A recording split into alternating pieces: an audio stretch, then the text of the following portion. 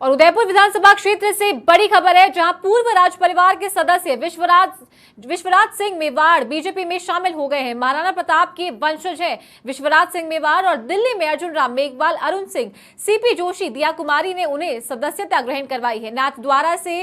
ये अपनी किस्मत आजमा सकते हैं। राजस्थान के सियासी गलियारों की बड़ी खबर आपको बता दें, राजपूत वोट बैंक में पकड़ बनाने के लिए बीजेपी ने ये बड़ा दांव खेला है, जहां पूर्व राज परिवार के सदस्य विश्वराज सिंह मेवाड़ ने बीजेपी का दामन थामा है। महाराणा प्रताप के वंशज हैं विश्वराज सिंह मेवाड़ और दिल्ली में अर्जुन राम मेघवाल, अरुण सिंह, सीपी जोशी, दिया कुमारी ने दिल्ली मुख्यालय बीजेपी मुख्यालय पर इन्हें सदस्यता ग्रहण करवाई है।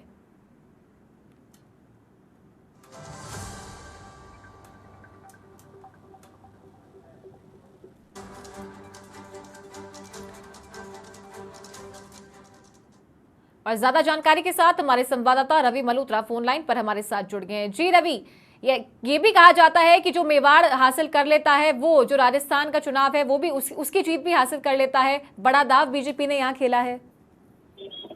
जी बिल्कुल, देखिए वाकई में बीजेपी का एक बड़ा दाव है और कहते हैं कि राजनीति में रात को आप अगर किसी और पार्टी के साथ है, सुबह किसी और पार्टी के साथ होंगे, ये फिलहाल कहा नहीं जा सकता। और कई बार ऐसा होता भी है कि कई विधायक जो है, सांसद हैं या दूसरे जो बड़े पदाधिकारी हैं, वो जब किसी और पार्टी में होते हैं लेकिन अगले ही दिन पता चलता है कि वो किसी और पार्टी में शामिल हो चुके हैं। हालांकि यहाँ ये मामला थोड़ा दूसरा है यहाँ पर, क्योंकि इस बार जो है राजपूत वोट बैंक जो है उसको साधने के लिए बीजेपी ने एक बड़ा जो है दाव खेल लिया यहाँ पर राजस्थान में। जिस तरीके से जो है आज दिल्ली के अंदर में शपथ इनको सदस्यता दिलाई गई है, जिस तरीके से विश्वजीत सिंह मेवाड़ जो है, जो महाराणा प्रताप के वंशज भी हैं और पूर्व राज परिवार के सदस्य भी हैं, उनके साथ ही भवानी सिंह कालवी जो है उनको भी जो है यहाँ पर सदस्यता दिलाई गई है। तो ये एक बड़ा जो है राजनीतिक गलियारों से एक बड़ी खबर सामने आ रही है कि राजपूत तो वोट बैंक है, क्योंकि लंबे समय से जो है, क्योंकि यहाँ पर जो है मेवाड़ में हमेशा यही कहा जाता है कि जिसने मेवाड़ को साध लिया तो उसने राजस्थान में जो है अपनी सत्ता बनाई है। तो कहीं ना कहीं बीजेपी जो है अब राजस्थान में अपनी सत्ता बनाने के लिए हर वो दाव खेल रही है जहां उन्हें लगता है कि यहाँ पर कहाँ हम कमजोर है, उसको कैसे मजबूत किया जा सकता है। और अगर हमें राजपूत वोट बैंक अगर हमको चाहिए, अगर हमको वहां तक अपनी सेंध मारनी है, अगर वो राजपूत वोट बैंक जो है उसको हमको अपने पक्ष में करना है, तो उन्हें जिस तरीके के दाव खेलने हैं, तो उसी का एक ये हिस्सा है कि यहाँ पर जो है विश्वजीत सिंह मेवाड़ जो है उन्हें बीजेपी की सत्ता दिलाई गई है। जी रवि, तो कह सकते हैं कि सियासी गलियारों में भी इसकी चर्चा है कि नाथद्वारा से वो अपनी किस्मत आजमा सकते हैं। जी बिल्कुल, देखिए नाथद्वारा से वो अपनी किस्मत आजमा सकते हैं। और बड़ी बात ये भी है कि अगली जो बीजेपी की सूची आने वाली है, तो कहीं ना कहीं ये माना जा रहा है कि दोनों ही नाम जो भवानी सिंह कालवी है और इधर विश्वराज सिंह जो मेवाड़ है, तो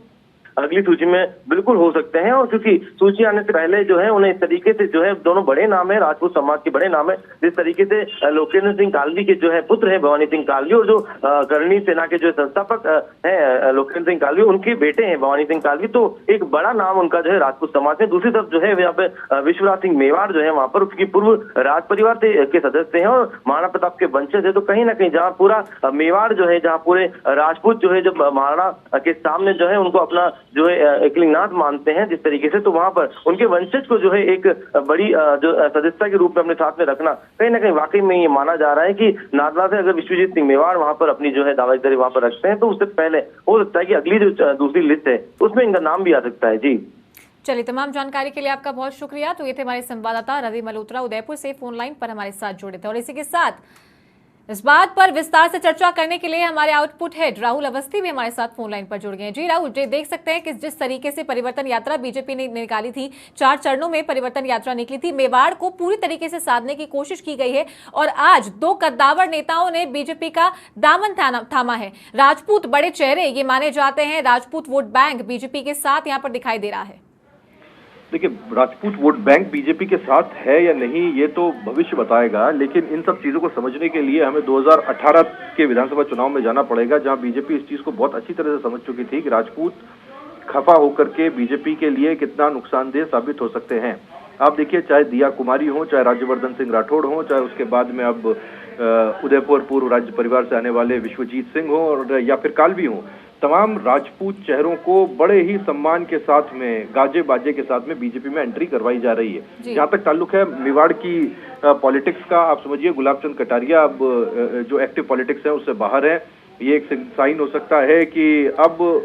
एक बड़े नेता के उदय के तौर पर इस समय को बीजेपी भुनाना चाहती है। और उदयपुर में राज परिवार की एक छवि रही है, लेकिन विश्वजीत सिंह मेवाड़ के साथ ही उनके जो कजन भाई हैं, जो इस वक्त राजकुमार की भूमिका में है, पूर्व राजकुमार, और अरविंद सिंह मेवाड़ जो पूर्व राज परिवार के इस वक्त कहना चाहिए मुखिया हैं, उनके पुत्र लक्ष्यराज सिंह मेवाड़ का भी अब बीजेपी में आने का ऐसा लग रहा है कि माहौल बन रहा है जी। अब जहां तक सीट का ताल्लुक है तो 2 सीटें ऐसी हैं जहां से इनके लड़ने के चांसेस बनते हैं। सबसे ज्यादा बड़ी सीट, जो महत्वपूर्ण सीट, जैसा कि रवि अभी बता रहे थे, वो है नाथद्वारा की, जहां से वो चुनाव लड़ सकते हैं और सीपी जोशी को मैन टू मैन मार्क करते हुए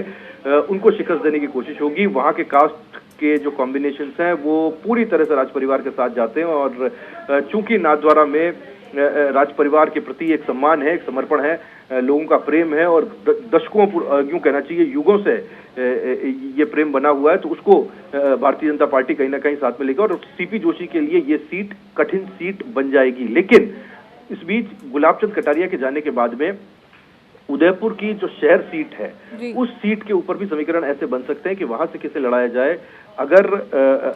उस सीट से विश्वजीत सिंह मेवाड़ लड़ते हैं तो फिर इसे इस तरीके से समझना भी जरूरी होगा कि क्या इसे लेकर गुलाबचंद कटारिया की तरफ से हरी झंडी है, या फिर गुलाबचंद कटारिया को पीछे छोड़कर बीजेपी भविष्य तलाश रही है। लेकिन ये 2 सीटें हैं। आज इन तस्वीरों को देख करके साफ हो रहा है कि विश्वजीत सिंह मेवाड़ कहीं ना कहीं इन 2 सीटों से चुनाव लड़ सकते हैं, जिसकी सबसे ज्यादा प्रबल संभावनाएं नाथद्वारा की हैं। और फिर उसके बाद अगर लक्ष्यराज सिंह मेवाड़ बीजेपी में आते हैं तो फिर राजसमंद की जो लोकसभा सीट खाली होती है वहां उनकी संभावना बन सकती है। ये हम एक पहले सियासी संकेत अभी दे सकते हैं। जहां तक कालवी का ताल्लुक है, मुझे लगता है कि बहुत बड़ा मास्टर स्ट्रोक है। कालवी, लोकेंद्र सिंह कालवी सामाजिक न्याय मंच खड़ा कर चुके हैं, उससे पहले कांग्रेसी रहे हैं, अब दिवंगत हैं, अब हमारे बीच में नहीं है। लेकिन उनके पुत्र का भी आना एक बहुत बड़ा मैसेज है, कम से कम उन राजपूत कम्युनिटीज के बीच में जो पिछले चुनाव में हमने देखा था बीजेपी से दूरी बनाती हुई दिखाई दी थी जी। चलिए, तमाम जानकारी के लिए आपका बहुत शुक्रिया। तो ये थे हमारे output head Rahul Awasthi, phone line पर हमारे साथ जुड़े थे, जिन्होंने बताया कि किस तरीके से ये बड़े चेहरे जो आज बीजेपी में शामिल हुए हैं उनको लेकर सियासी हलचलें काफी तेज हो गई है और राजपूत वोट बैंक को साधने की कोशिश कर रही है बीजेपी पूरी तरीके से, क्योंकि 2018 में जिस तरीके से राजपूत यहां नाराज होते नजर आए थे और उसी को लेकर आज ये बड़े चेहरे विश्वराज सिंह मेवाड़ बीजेपी में शामिल हुए हैं। दिल्ली मुख्यालय पर उन्हें सदस्यता ग्रहण करवाई गई है। तस्वीरें आप लाइव देख सकते हैं और राजनीति में क्या इम्पैक्ट इसका पड़ने वाला है ये आने वाले समय में हमें पता चल जाएगा।